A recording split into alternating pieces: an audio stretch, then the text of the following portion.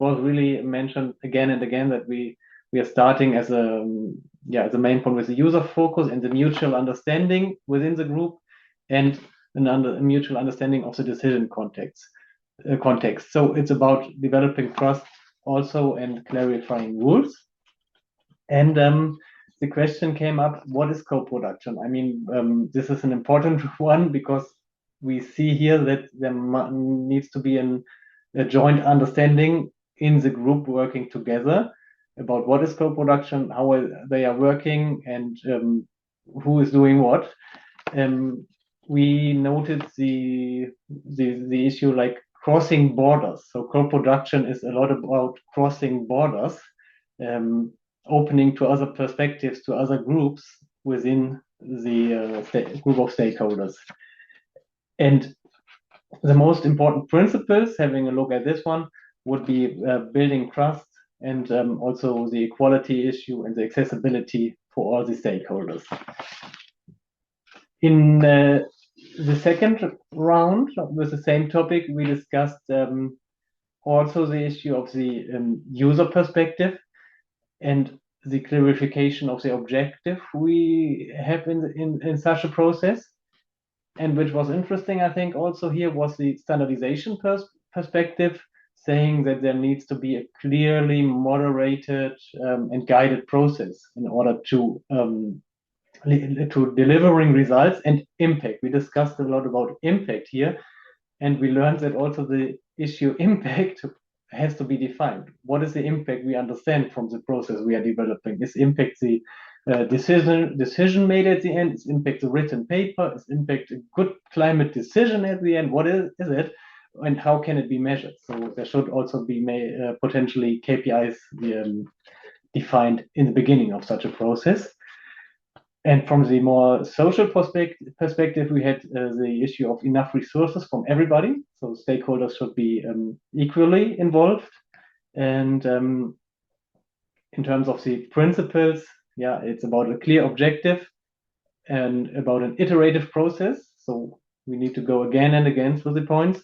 And as mentioned before, the user perspective. So I think it's quite clear that users and a good management of the whole process could be mentioned here as core learnings. So far, for the first group, if somebody wants to add something I missed here, please just feel free. Otherwise, I would hand over to the second room moderator, to my colleague Florian here. Yeah. And the second group or the second tables were about the co-production process and what does it look like. The discussions were very similar in one thing in both rounds. It needs to be user driven, and the user needs to be at the table. This was something really discussed in both rounds. Also giving in some information about how does this decision process looks like at the user side at the local level. Also bringing in local information and stuff like that. And this is therefore it's really important to bring the user to the table. Another important gap, what currently was discussed mainly in the first group, was that after the implementation of a climate service, there's no feedback loop. So we need like something tracking what happens after the implementation. Is it just there? Is it used? How is it used? How could it be become better? Stuff like that. That was also discussed in the first round.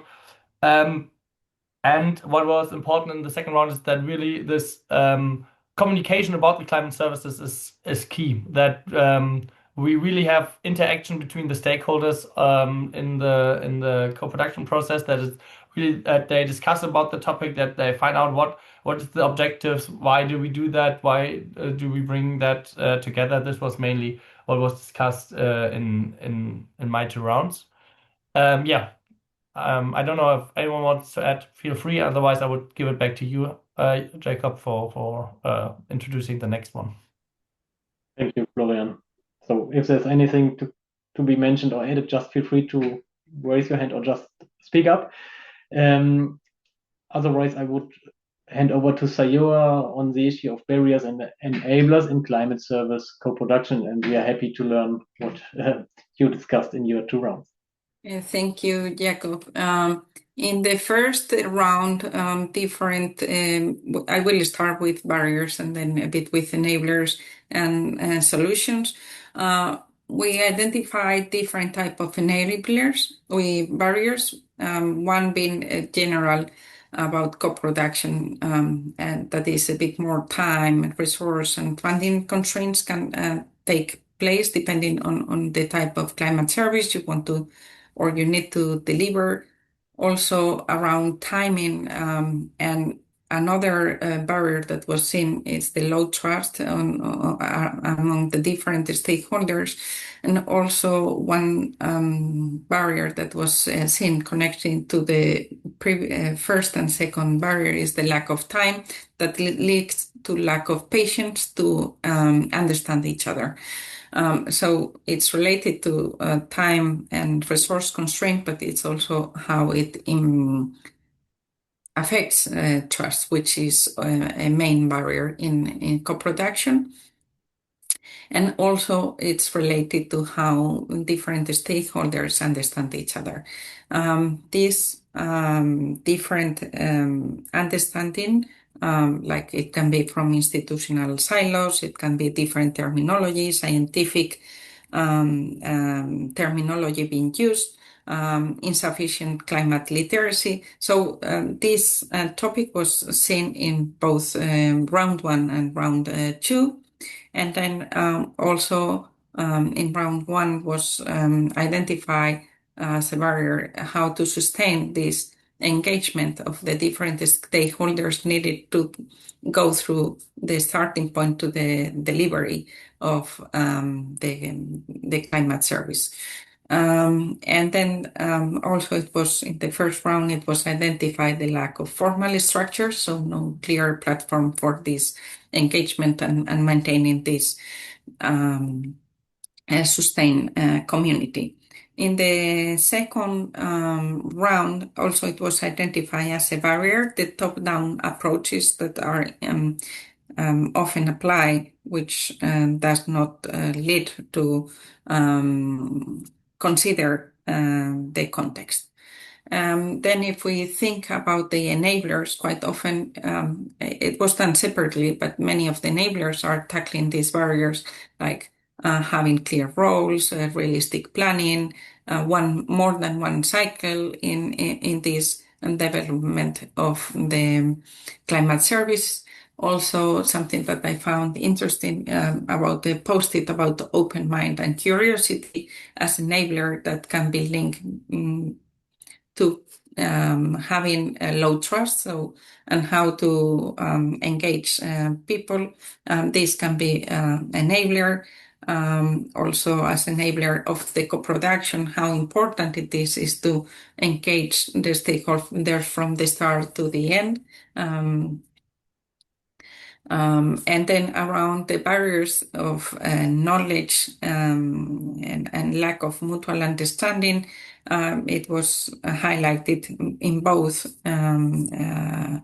rounds, the importance of the mutual understanding, capacity building, different disciplines would be good to be involved in both. And then in this case, we identify some solutions as transdisciplinary dialogues, kind of a dictionary, knowledge brokers, and these type of things to bridge this gap. Also, it was suggested on how to make co-production more meaningful and engage these stakeholders over time to start with targeted sectoral climate services, learn from there, and then go into more complex climate service types. And then around the platforms or the lack of platforms to interact as enabler, it was identified to have institutionalized platforms, and then also in general to have clear expectations on co-production. And I think this is all from my side. If I forgot something, please, colleagues, just speak up. Thank you. Thank you, Sayur, for your really well done summary and a lot of aspects we have heard here. If there's no one adding anything, we would go to the fourth room as soon. I would ask you to give us a short summary on climate service co-production in practice and the lessons learned from real cases. Yes, thank you very much. I think that after hearing the three groups, a lot of the issues that have emerged in both parts related to what works, what doesn't work, and the lessons learned from real practice are actually quite similar. What we wanted to do, in fact, instead of me presenting the summary, we have agreed. Catriona, you are still willing to share what happened in the first round for the group? Yeah. Excellent. Please go ahead. Okay, so yeah, we were quite a small group, so we haven't too much to cover. But the example that we started with was talking about Copernicus C3S, and in relation to what works well, we were talking about how easy it is to access the data sets, and in particular using visualization tools that they have, for example, like the thermal index tool that they have there. One of the things that also worked well was the fact that the data is always being updated, so it's quite iterative. So you've always got this these new and updated data sets available. Not specifically related to C3S, it was mentioned that sort of working with a graphic designer to translate scientific results into infographics and more accessible content for non-experts can be very useful. And then we were talking about what does not work well. So sometimes the data can just be too generic for direct use by say non-expertise users. So just generally, depending on how au fait you are with using scientific data, it can be very difficult for you actually to use it to help you make any sort of real decisions. Lack of visibility or access to available knowledge or data or providers of that data for stakeholders can be a real problem. So ultimately, we were sort of saying that can come down to a lack of communication from the data providers themselves, that they're not communicating the availability of that data effectively enough for the stakeholders to be aware that it actually exists. And then finally, in relation to lessons learned, this wasn't my point here, but it was, let's see. So it's important to clarify the needs of different stakeholders. So Camille, I think this was your example here. So the example that you used, energy offer and demand under climate change in Europe. So essentially long-term planning versus short-term planning. And I don't know if you want to join in this, Camille, just to clarify. Yes. Sorry, I'm just looking at it here. I'm not exactly sure what you were saying there. Yeah, go ahead. I was just based on an example in which I was involved. So yes, of course, there were. So it's important to clarify the needs and who to involve and for which data for which uses is what I meant. So there are seasonal forecasts, which will interest operational plant guidance, and there are more long-term data for long-term policy planning, for example. So that was the point. Thanks. Great. That's all from our group. Thank you. Thank you so much, Catriona and Camille, for coming in. And now just one more woman to just make this dominant. I would like to ask Stacy New, who, I mean, we were very small groups, but very active. So Stacy, please, just if you can very briefly, we're running out of time, summarize the discussion. Yeah, sure. So in terms of kind of what works well, having like a shared terminology in the form of glossaries, making sure that stakeholder expectations are aligned early in the process, starting with those user needs and decisions rather than going forward with a product first. We also mentioned climate literacy training, which links back into that shared terminology. All of that helps build trust and creates that shared language between the user and the provider, and making sure that long-term stakeholder management is in place ensures that continuity as you build co-developing that climate service. And then just complementing the first group's point on feedbacks, we also noted that feedback loops are really essential. So services can't improve without them. And then quickly in terms of what doesn't work or what hasn't worked, so linking back to the glossaries, over technical language, kind of unsustained engagement. So you often see peaks in engagement around an event. High expectations that might create confusion. And then something I noted was kind of, as an international scientist, struggling to build that relationship online. So making sure you're going in country or visiting an organizational space and in turn inviting them back to your space is really important. And then just the bottom line, kind of like the overview, is that co-production really does require that ongoing relationship, that shared understanding, and those proper feedback mechanisms. It's not just a one-off delivery. So hopefully that summarized our group. Okay, awesome. Thank you so much. Thank you, Catriona and Camille and Stacy for doing my job. And back to you, Jakob. Yeah, thank you all for summarizing, and thanks especially all of you for participating in the breakout rooms. I think we have learned a lot, and we will have a look again on all the results afterwards and go on with our CWA process, of course, in the entire project. So from my side, thank you very much. And with this, having said this, I will hand over to Sam to close the session. Thank you very much.